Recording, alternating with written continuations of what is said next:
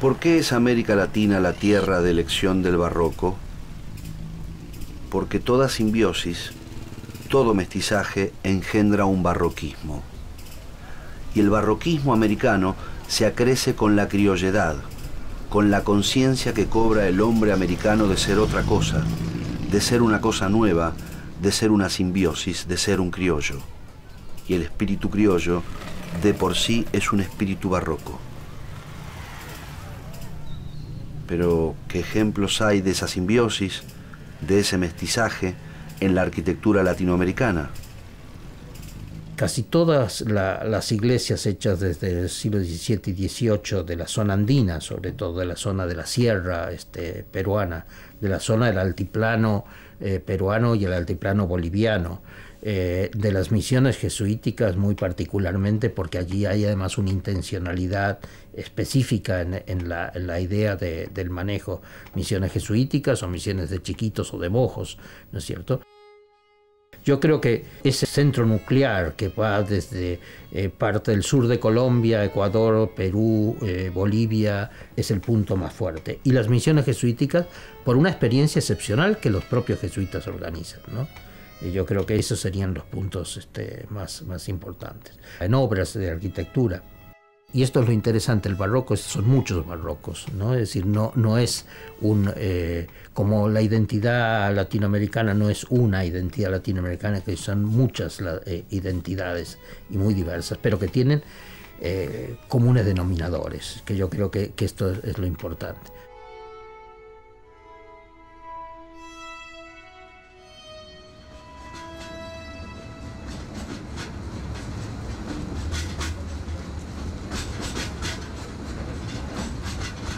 En Europa, el barroco había nacido rodeado de una historia renacentista que le servía para medirse. Impuesto aquí, en América, donde no había otros estilos artísticos con los cuales confrontar, el barroco puede imponer su reinado sin ninguna oposición ni comparación. En el Nuevo Mundo crece en soledad, y es esta falta de límites la que le permite desarrollarse de una manera desaforada.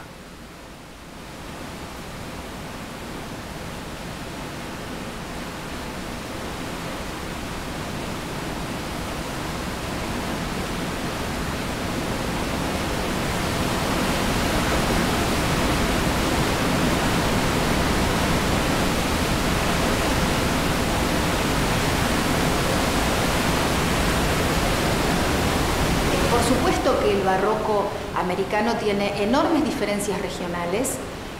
No es lo mismo en absoluto el barroco peruano que el barroco en Brasil, el barroco lusitano trasplantado a Brasil, el barroco mexicano o el barroco más modesto, más ceñido que se puede encontrar en el territorio de la República Argentina. También tiene características comunes. Es muy curioso lo que sucede. Uno puede destacar las diferencias regionales, inclusive, por ejemplo, en las distintas áreas geográficas del Perú, y al mismo tiempo hay ciertos programas, ciertos modos de construcción, de realización, que atraviesan toda América desde México hasta el sur. Hace muy poco, en un simposio, me han preguntado qué considero de mayor importancia en América, si la cultura maya, la azteca o la cultura de los incas. Y yo les dije, mire, para mí acá falta algo muy importante, que son las culturas de la selva. ¿Cuáles son los elementos importantes de la cultura de la selva? Evidentemente, no son los edificios de piedra, que no hay en la selva. Pero había una arquitectura muy interesante, una arquitectura lignaria de madera, pero el gran edificio de la cultura de la selva, en el caso guaraní, es el idioma y la religiosidad guaraní. Realmente son excepcionales. Las primeras iglesias ejemplificarían muy bien esta arquitectura guaraní, pero han sido destruidas casi todas. Primero por las expediciones bandeirantes. Después de la expulsión de los jesuitas, 50 años después, en la época de la independencia. Entonces, si hoy en día nosotros nos guiamos por la arquitectura última, la arquitectura de Primoli, que es lo que más queda en ruinas porque todo era de piedra, no se pudo quemar, entonces tenemos una idea totalmente falsa. Creemos que se trata de una arquitectura importada que se impuso a los indios, que tenían una cultura totalmente diferente. Ellos mismos hoy día muchos creen que es así.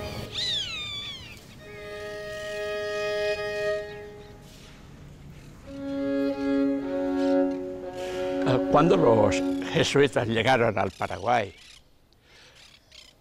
ya había habido varias misiones de sacerdotes y franciscanos con los guaraníes.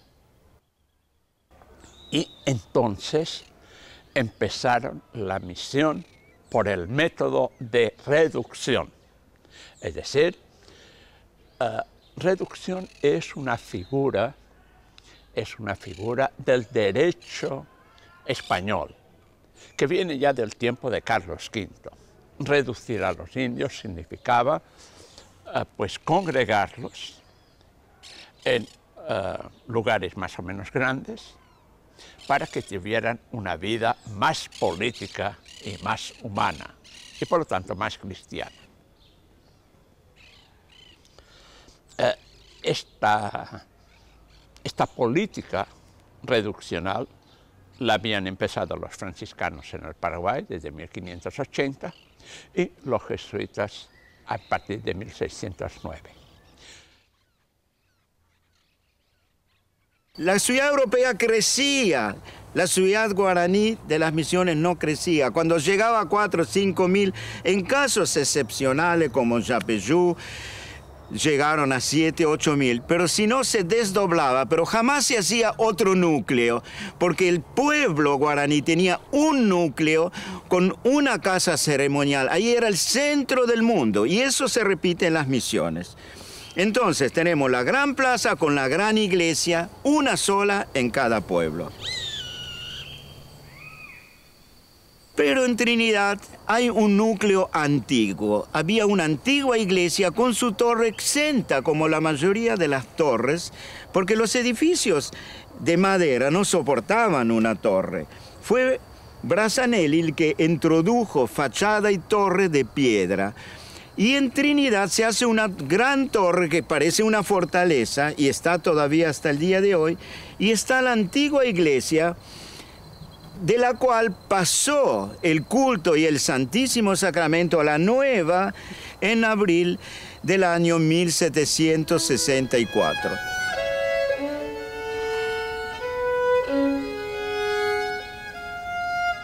Lo que más perduró es el presbiterio, las partes altas, y en esa parte, afortunadamente, está el friso de los ángeles músicos que se salvó gracias a esta extraordinaria tecnología que inventó Primoli de la construcción de la piedra sin cal.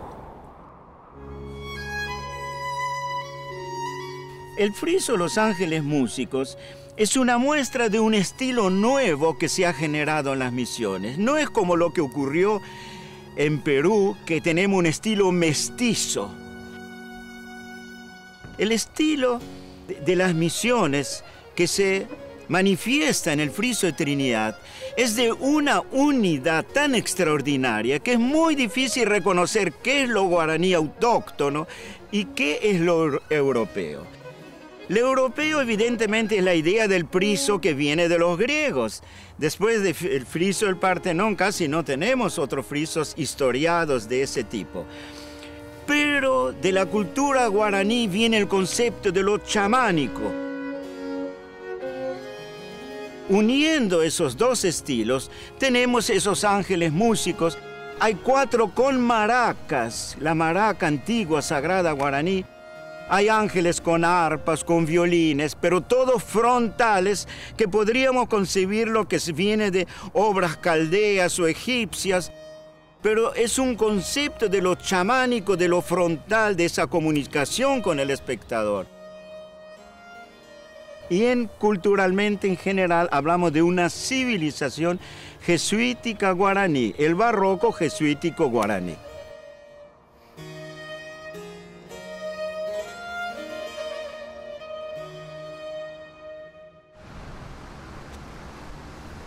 Eran 15 los pueblos que estaban en la zona mesopotámica. 7 son los del lado de Brasil y 8 del lado del Paraná paraguayo.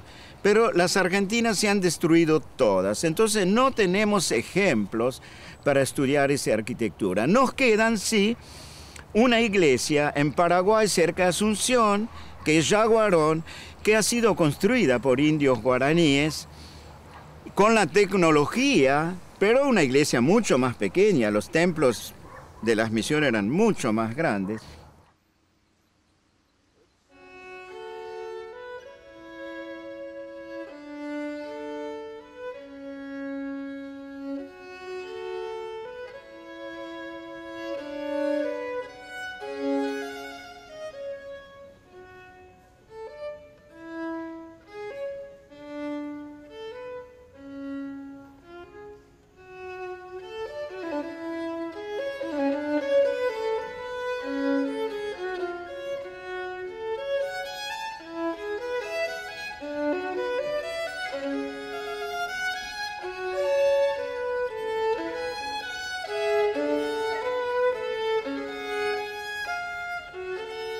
La arquitectura siempre es una relación de formas y funciones, es decir, y lo importante es, en definitiva, dar respuesta a un programa, y ese programa es un programa de necesidades funcionales. Si yo tomo el concepto de participación y de persuasión, yo debo crear espacios capaces de conmover, crear espacios capaces de generar esa situación, digamos, de persuasión del mensaje que se quiere transmitir. Lo importante es que aquí el indígena tiene un papel protagónico. El indígena es quien hace la arquitectura. Yaguarón tiene desde ya un tratamiento barroco en todo lo que es lo pictórico, esa idea de manejo de desnaturalizar el sentido portante, el sentido sustentante que tiene la madera de las columnas a través de una pintura que lo hace todo mucho más menos fuerte, menos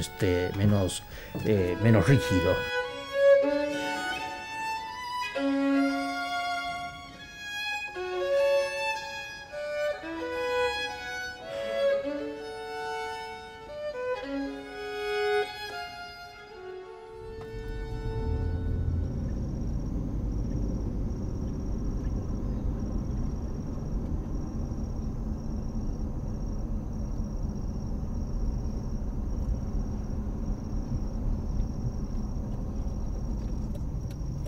Ouro Preto posee casi 2 docenas de iglesias del estilo barroco y rococó. La más conocida y original es la iglesia San Francisco de Asís. Esta fachada fue diseñada por un mestizo, hijo de una esclava y un arquitecto portugués, Antonio Francisco de Lisboa, conocido comúnmente como Aleijadinho.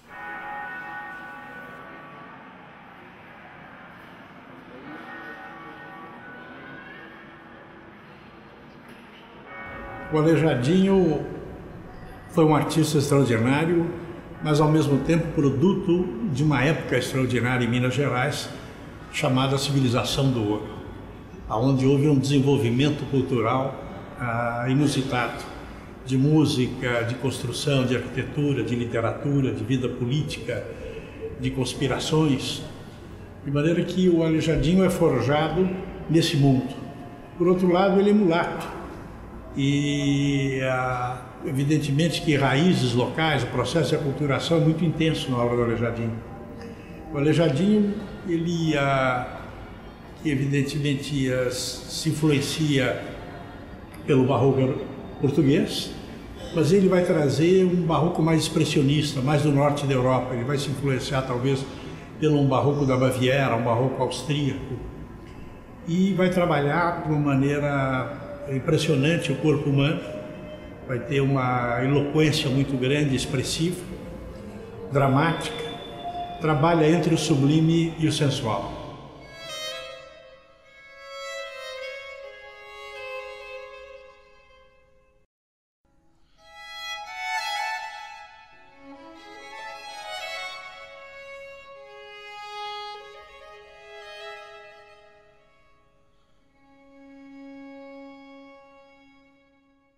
Há uma modernidade no Aleijadinho que é a visão nossa, evidentemente, que nós temos do passado. Na verdade, a história é sempre uma gênese do presente.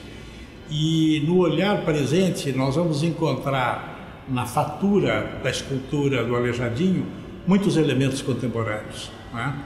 Eu acho que o Aleijadinho tem alguns conjuntos extraordinários e que devem ser destacados a nível mundial.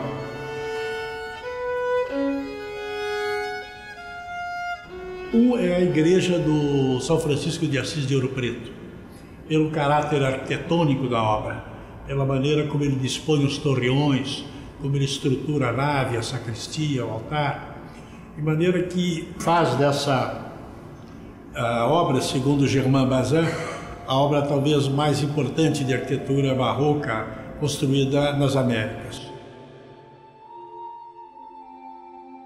No caso da igreja, com os torreões mais para trás, dá uma ideia de um elemento circular na fachada, que lembra muito certas estruturas do rococó. Mas, na verdade, a dramaturgia e a retórica, digamos assim, dramática do conjunto escultórico, ele ainda segue muito mais próximo ao barroco do que aos elementos já decadentes do rococó.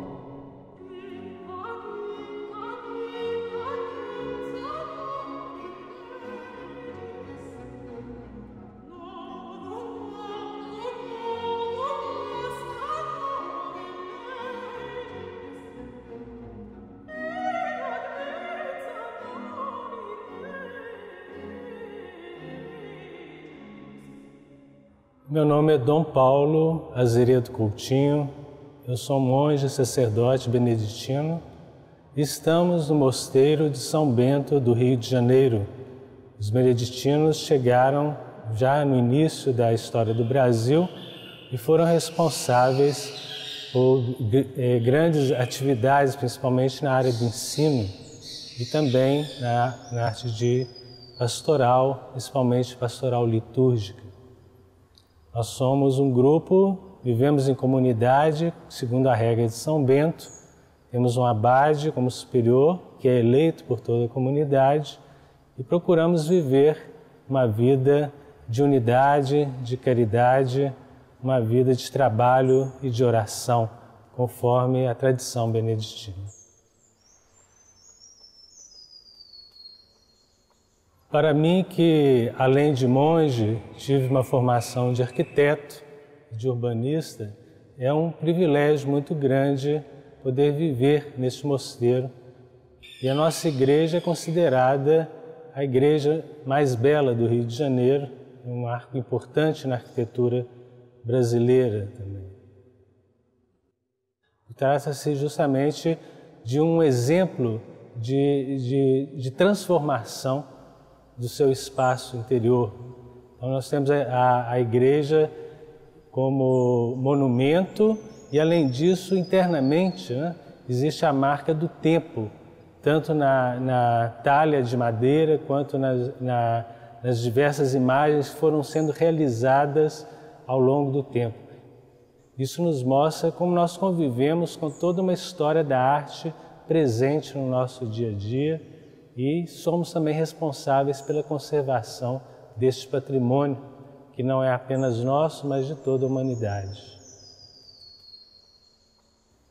O barroco é parte da nossa história, né? O Brasil, de certa forma, ele é barroco, no sentido do exagero, mesmo da aparência, né?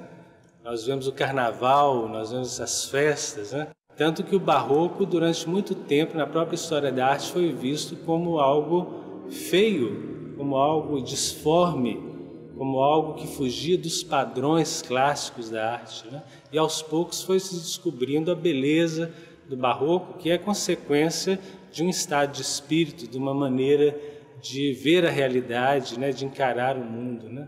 E o Brasil, eu acho que tem muito de barroco, né? Eu acho que a própria arquitetura de Niemeyer, ela tem barroco, né? Das curvas, da impressão do espaço que ele cria. Eu pessoalmente acho.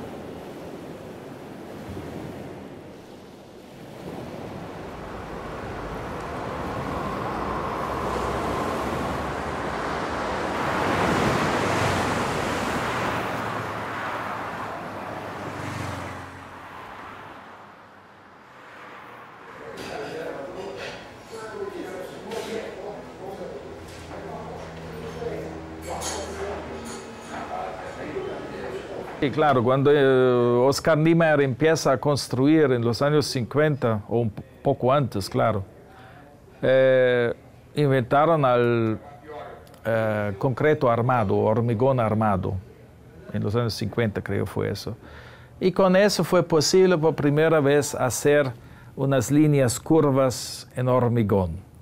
Eso que hizo en el edificio de la Bienal, pero también en Brasilia.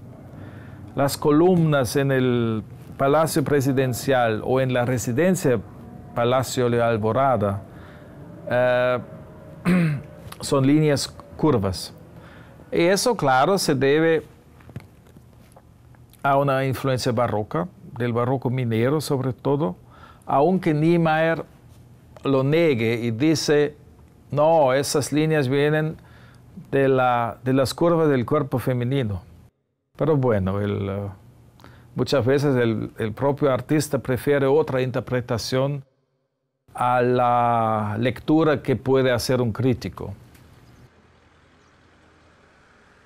Tu disse que não há arquitetura antiga nem moderna, que o que existe é boa e má arquitetura. De modo que quando eu faço uma forma, talvez a coisa venha de dentro de mim mesmo, mas eu sigo a técnica. Eu utilizo a técnica, eu uso as estruturas para fazer essa arquitetura diferente que eu preciso. A arquitetura, como qualquer obra de arte, tem que ser diferente, tem que criar surpresa. Eu acho que, eu sempre digo que a gente pode voltar ao passado, a gente pode ter prazer em ver como a coisa caminhou, a arquitetura. A primeira verga, a primeira cúpula, as grandes catedrais. Mas o vocabulário plástico do concreto armado é tão rico, de modo que os tempos modernos levam para uma arquitetura mais livre, diferente, né? Na obra do Niemeyer, em algumas obras, os elementos das curvas, e que o Niemeyer tem tanto carinho por elas, né? Onde ele fala da sensualidade das montanhas e do corpo da mulher amada, toda essa visão poética do Oscar, sem dúvida nenhuma há uma relação com o barroco nisso, né?